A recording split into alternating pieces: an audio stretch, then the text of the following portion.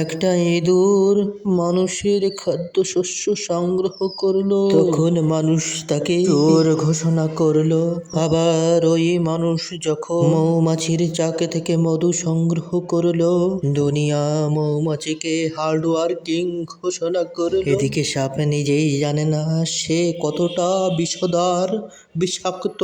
আর মানুষ কখনো মনে করে না সে ভুল করছে। ইঁদুর যে খাদ্যশস্য সংগ্রহ করলো, ইঁদুর এটা জানে না যে ওটা চুরির মাল। এজন্য সবসময় মনে রাখতে হবে, সত্য এবং মিথ্যা বলে এই পৃথিবীতে কোনো বস্তুই নেই। এখানে শুধু দুটো ক্যাটাগরি থাকে, আর একটি হলো স্ট্রং আর অপরটি দুর্বল।